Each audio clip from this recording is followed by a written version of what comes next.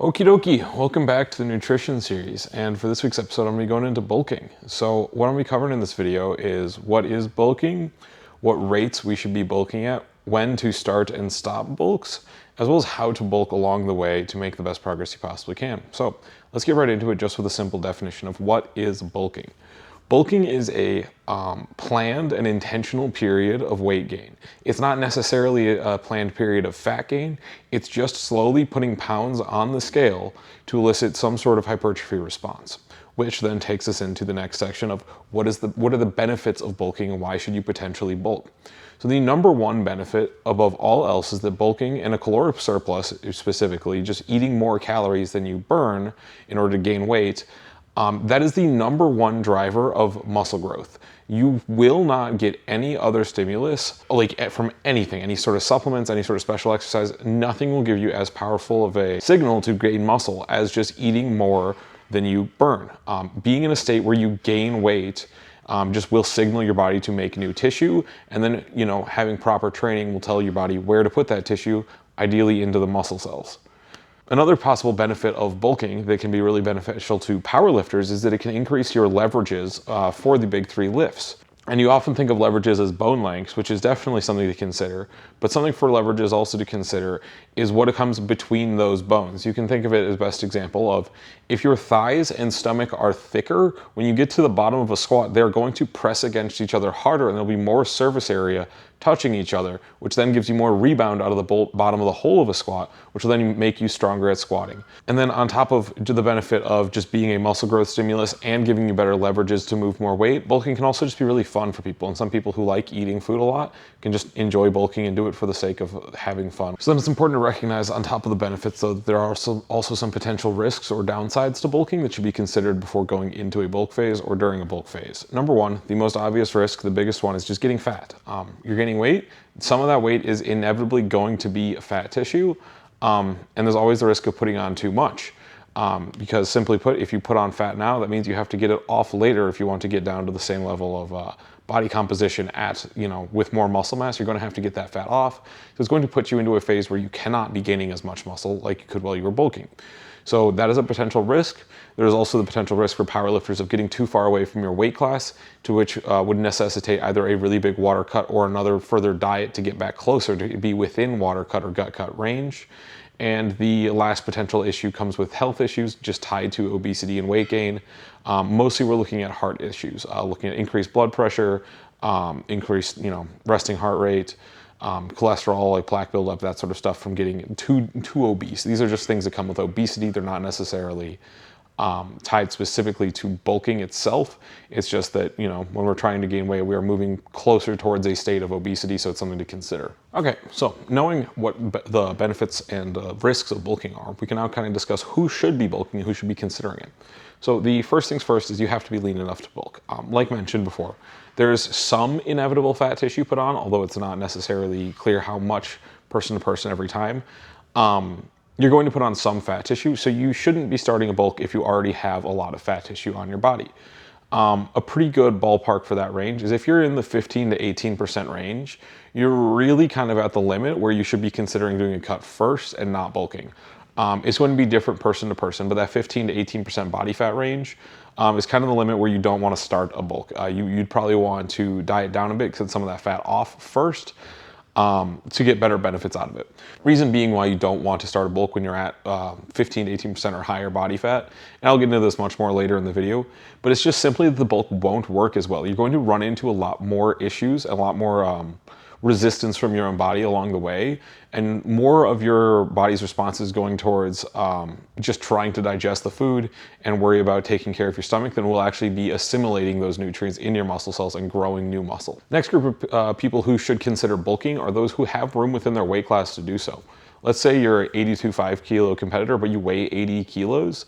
You could reasonably get up to say 84 kilos and still be within an easy gut cut range. So you've got about 4 kilos to bulk with that really should only be helping you on the platform, and that can be considered as a power lifter. Another group of lifters that should definitely be considering bulking are those who have kind of checked all the boxes when it comes to progress, but are still stalled. They've nailed their technique. Their microcycle, mesocycle splits are set up really well. They've got they've made it so the days that they need to be strong are always strong and their technique is always solid, and yet they're still not seeing progress.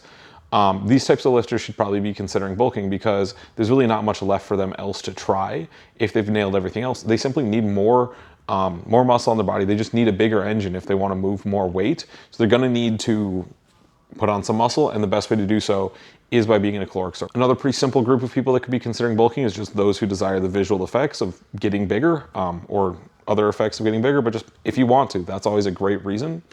And the last reason to consider bulking, the last demographic that should be interested in it, is pretty much any novice lifter unless you are already excessively fat. If you have the space to do so, you're not sitting at like 18% body fat and you're just getting into lifting, being in a caloric surplus will be your absolute biggest weapon in the long run.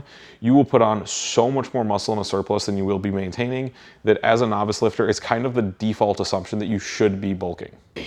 Now we're gonna get into the juicy section of the video. The pace to bulk at and how to progress your bulk. So the number one thing you need to be doing is taking daily morning body weights, fasted morning body weights. You want this to be as consistent as possible. So ideally on the same scale every time, or at least if you use multiple scales, you know the difference between them, like you know about what one of them's looking like compared to the other, and you can kind of convert between the two. You want to be naked. You want to be before you eat or drink anything in the morning and after you've gone to the bathroom. This will give you the most consistent measurement you can possibly get. You want to be getting morning weights every time and then taking weekly averages. We're going to be making all of our decisions based off of weekly averages because daily fluctuations really cannot be trusted for most people unless you are insanely locked in with your diet, like getting the exact same amount of steps every day, getting the exact same amount of water every day, same amount of sodium, everything. Unless you were to that level of locked in, you should be taking weekly averages and considering those for progressing your bulk. So then how fast are we going to be gaining weight? The number that's always thrown out there that you always hear first is a pound a week. And honestly, that's the absolute high end for natural lifters, at least. You're going to be getting a little bit of a messy progress at that point, for really no added benefit over going slightly slower. But there is a bottom end of the range as well, in which it's not trackable progress. And you should probably slightly under half a pound a week. Half a pound a week is a good number to shoot for, though. If you're trying to gain like 0.3 pounds a week, the numbers on the scale, there's going to be so much noise that essentially for you to be certain of when you need to make a calorie bump, it's going to take you so long to get that data that the bulk is going to be drawn out significantly longer than needed, where it's essentially going to look like maybe 1 week of surplus, 3 weeks of maintenance, 1 week of surplus, 3 weeks of maintenance, etc., instead of constantly being in a surplus, just because you're not going to be able to track the rate very well. So let's call it something in the realm of 0.3 to 0.4 to 1 pound a week. So let's start talking some numbers for how to progress the bulk. First, it's important to understand the number of calories that equate to what amount of tissue gained. So 1 pound of tissue gained on your body is going to equate to 3,500 calories. So if you are in a 3,500 calorie surplus throughout a week, you will gain 1 pound of tissue. That is very conveniently divisible by 7 down to 500 calories a day.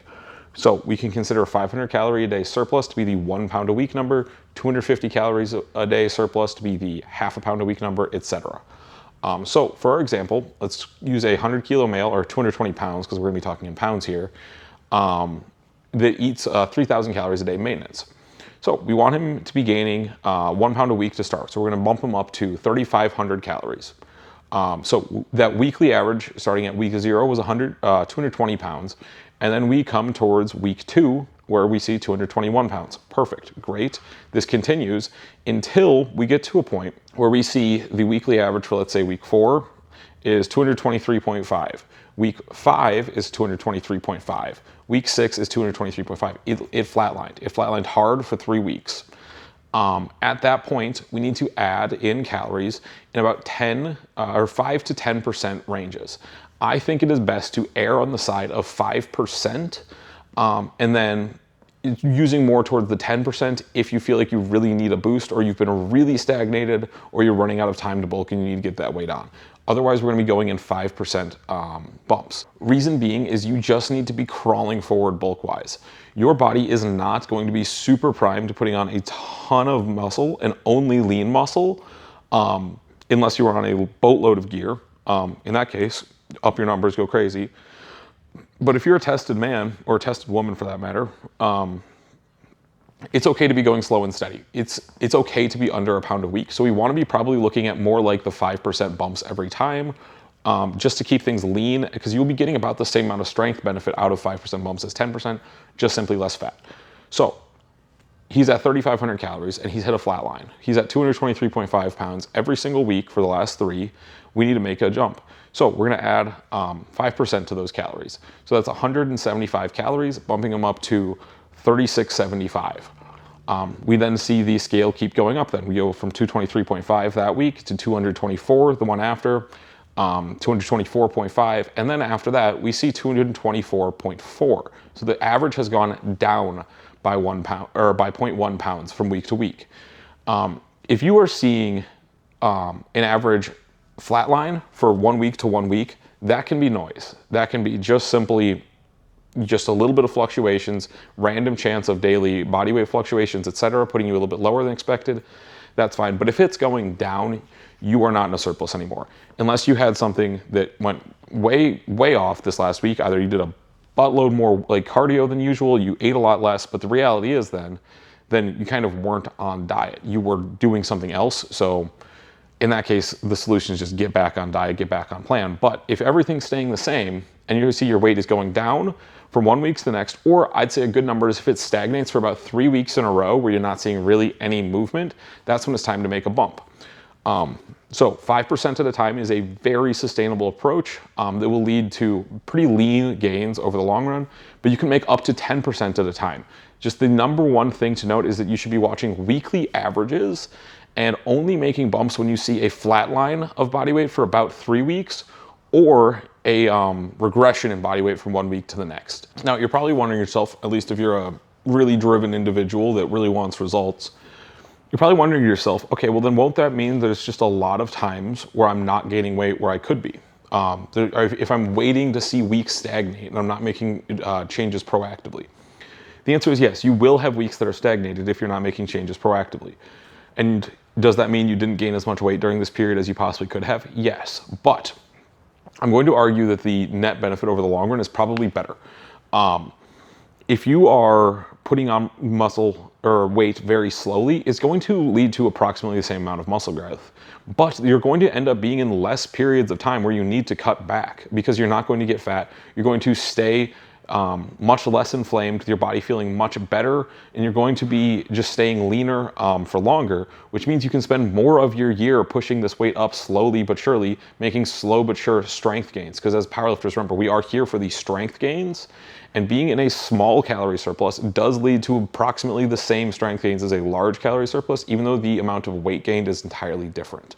So yes, you will not be gaining at every single day of the year. That is okay. It will lead to better results in the long run. Okay, so we've got this figured out that we need to be making bumps to calories. Once we see weight regressions or longer weight stagnations, we know we need to be adding calories into about 5 to 10% of the total calories for the day. But what calories do we add and where do we add them? So number one, you probably do not need to be adding much protein. As you increase carbs have a sparing effect on protein, where the more carbs you eat throughout the day, the more efficiently your protein is used for actual structural support or in structural growth and not just energy sources. The more carbs you have, the more your body will bias towards using those carbs for energy. So we don't need to be adding protein. So that leaves us with fat and carbs. It's a little bit of dealer's choice for this because it is so individual dependent. But there are pros and cons to each. The pro of fat is obviously that it is much denser, which means that you're going to be able to, in the same volume of food, get more calories in, which can be useful for people. But the downside of that is that fat slows digestion, which will then lead to you feeling fuller for longer between meals, which ultimately this comes down to what is your limit on adding food, which I will cover in much more detail later in this video. But understand that it is up to you whether you add carbs or fat. Most people, though, are going to be better off adding primarily carbs, especially once they are past that point of being at about 0.6 grams per pound of body weight fat. Maybe more like 0.7 is acceptable for some people, but going much over that, you're going to be much better off adding carbs more often than not. Okay, so we've been gaining weight. What do we do when we need to stop? How do we know when we need to stop? So the first thing to do is just kind of set some own guidelines prior to the bulk starts so that you don't get carried away. You can give yourself an end weight number, which is going to be really useful to you if you are a powerlifter bound to a weight class. Like, let's say you're a 90 kilo competitor, and you need to be a 90, you need to compete in a couple months. Do not get over 7% of your weight class. I think 7% is kind of the number where you should be called no matter what. So if you're 90 and you get to like 96.5, call it, be done. Because you're gonna have to do a lot of dieting to get down into that like 3% range to make a gut cut from. We don't wanna push more than that. So call it about 7% of your weight class if you are bound to a weight class. And also just kind of set yourself an expectation for body fat ranges. I would say definite high end for most people where you should stop your bulk is 18 to 20%. What that tends to look like is pretty much no abs anymore. Maybe if you have large abs and you got the really good lighting, you can see some. Your love handles are kind of sticking out like a little bit over like the edges of your shorts. Starting to get some like crease underneath the chest if you're a guy. At that point, call the bulk. Reason being is you're just not going to be getting good results anymore. The calories you are putting into your body are going to be leading more and more towards inflammation and just stress on your body, and not towards where you actually want it, where it's muscle growth. So the bulk is going to be getting less and less efficient as time goes on. It's probably good to call it at 18 to 20% as the high end, but you can set your own high end lower than that if you feel like you're more comfortable stopping low. And then you also just need to be looking at signs your body's giving you to if it's tolerating the food well. If you're constantly in digestive distress, you constantly feel bloated, like you feel like there's food up to your throat, you're just like gross, you're so full, you're starting to have like really messy bowel movements, things are just not comfortable down there. Or if you're just getting like a lot of gas all the time, any sort of digestive distress, especially, you should be especially getting an alert sign in your brain for it. If you're getting digestive distress first thing in the morning when you wake up, and like you're waking up still feeling uncomfortable, reason why that should be so alarming to you is because it's been like 8, 9, 10 hours since you've last eaten and your stomach is still upset. It makes sense if it's a little bit throughout the day because you just ate an hour ago, of course you're a little bloated.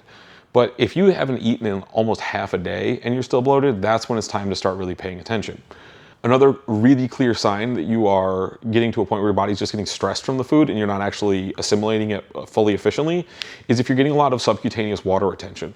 What that looks like is like, let's say you wake up in the morning, you're like really veiny, and then by the time it's like the evening, it just looks completely covered. Like you've never had a vein in your life.